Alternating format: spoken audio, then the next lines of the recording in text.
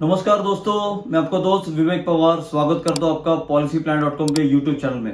दोस्तों, mid cap mutual funds का selection का स्ट्रैटेजी कैसे होना चाहिए, उसके क्या बेनिफिट्स रहते हैं, मिड कैप फंड चूज करते समय हमें क्या क्या ध्यान रखना चाहिए। आम आदमी जैसे म्यूचुअल फंड में जाना चाहता है, शेयर मार्केट के रिटर्न्स कमाना चाहता है, लेकिन उसके पास टाइम कम है, उसके पास एक्सपीरियंस नहीं है, उसके पास एक्सपर्टीज नहीं है।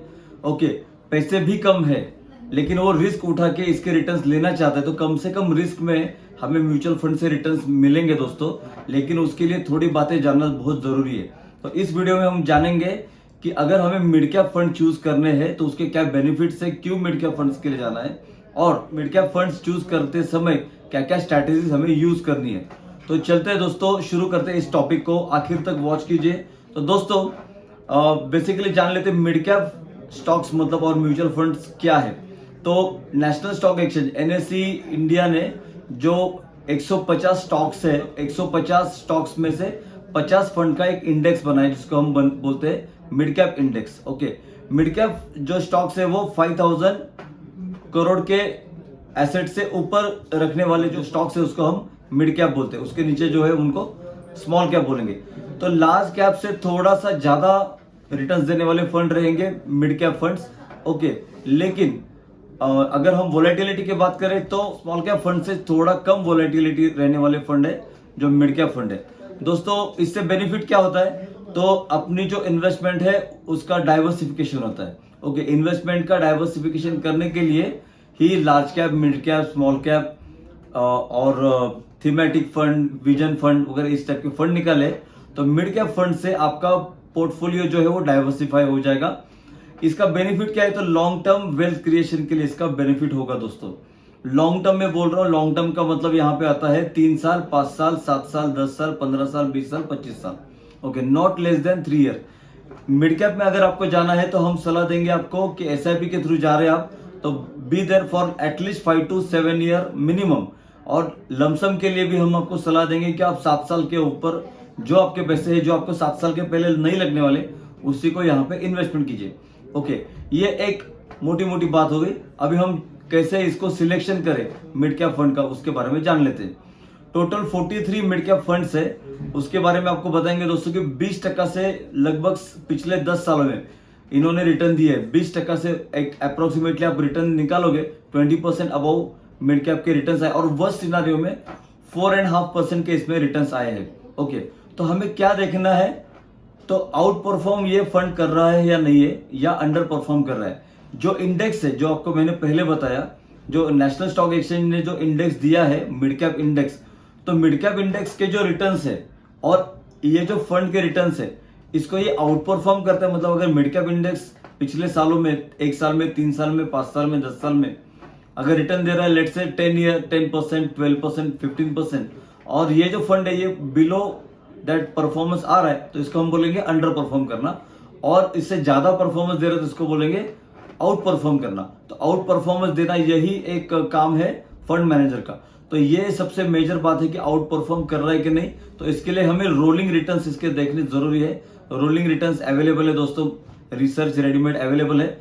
1 साल के रिटर्न्स, 3 साल के, 5 साल के, 7 साल के, 10 साल के, और फंड की शुरुआत से रिटर्न्स कितने आ रहे हैं ये हमें देखना बहुत जरूरी है। फंड का मैनेजर कौन है, उसने कितने फंड मैनेज किए हैं, और फंड की साइज क्या है ये भी देखना जरूरी है। साइज बेटर है कि फंड का साइज जो है वो 5000 करोड़ से ऊपर हो, लेकिन बहुत ज्यादा हेवी ना हो। जैसे बहुत ज्यादा हेवी मतलब 30,000 करोड़ से भी ऊपर चला गया, तो 5000 करोड़ से थोड़ा सा ज्यादा हो फंड, या उसके दायरे में हो 5000 से 10,000 करोड़ में, तो ये फंड का एक ठीक ठाक साइज है दोस्तों। इसके बाद जान लेते दोस्तों, इसमें 2 टाइप के फंड रहते हैं नॉर्मली, एक्टिव फंड्स और पैसिव फंड्स। एक्टिव फंड मतलब ये जो नॉन इंडेक्स वाले फंड है, इंडेक्स फंड रहते हैं उनको हम बोलेंगे पैसिव फंड। जो मैं कुछ भी देखूंगा नहीं एज अ फंड मैनेजर, जितने भी इंडेक्स में फंड आते हैं, मतलब मिड कैप इंडेक्स में नेशनल स्टॉक एक्सचेंज जो डिसाइड किए हुए फंड स्टॉक्स है, मैं उसी में इन्वेस्टमेंट करता हूँ। मैं इंडेक्स को फॉलो करता हूँ, मुझे मेरा दिमाग लगाना नहीं, मुझे इंडेक्स को फॉलो करना है। तो वहां पे क्या है, मुझे एक्सपेंस रेशियो भी कम देना पड़ेगा, क्योंकि मेरी जो फंड मैनेजमेंट की जो कॉस्ट है वो बहुत कम हो जाती है, इसलिए इसको बोलते हैं पैसिव फंड। और एक्टिव फंड क्या है, तो इसमें बहुत ही एक्टिवली मुझे मैनेज करना पड़ता है, तो इसको बोला जाता है एक्टिव फंड। थोड़ा सा हम यहाँ पे देखेंगे कि आपका खुद का रिस्क एपिटाइट क्या कहता है, आप किस टाइप के इन्वेस्टर हो। This is the bottom line कि आपका खुद का पर्सनैलिटी क्या कहता है। आप एक रिस्क एपिटाइट पर्सन हो और आपके पास ज्यादा टाइम होराइजन है, या आपको मार्केट से बहुत डर लगता है।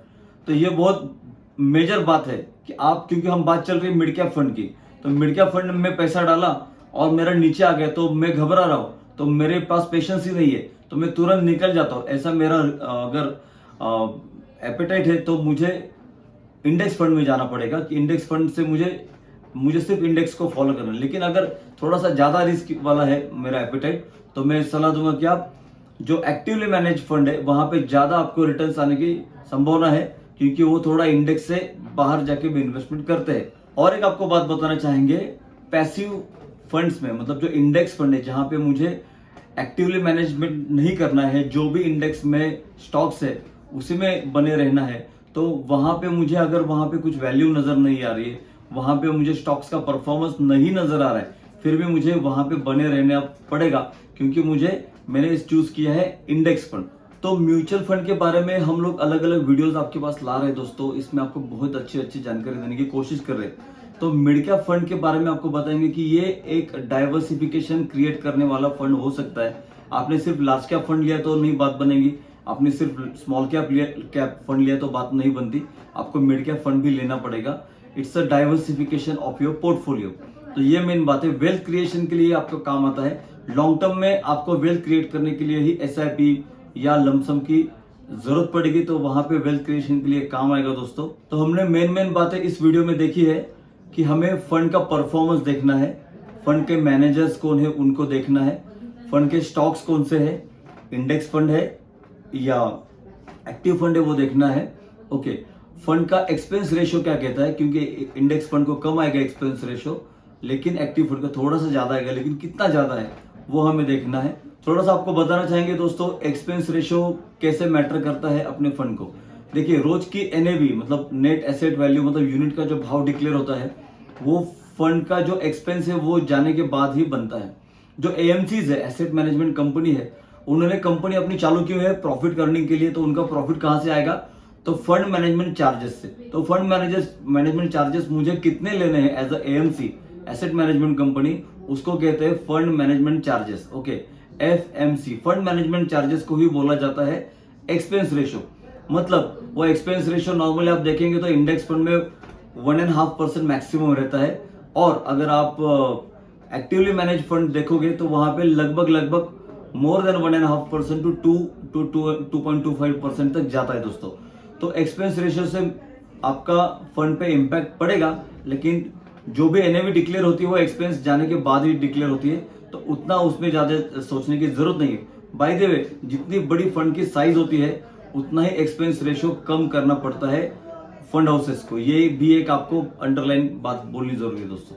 तो दोस्तों, हम आपको बताना चाहेंगे कि fortunemf.com या फॉर्च्यून MF हमारा एप्लीकेशन है म्यूचुअल फंड का, आप वो डाउनलोड कीजिए। हमारे दिए गए नंबर पे आप कॉल करेंगे हमें, तो हम आपको पर्सनलाइज एक्सपर्ट लोगों से मिलाएंगे, बात कराएंगे। तो वीडियो पूरा वॉच करने के लिए, इतना समय देने के लिए धन्यवाद दोस्तों। अगले टॉपिक में मिलेंगे आपसे अगले वीडियो में। धन्यवाद दोस्तों, थैंक यू।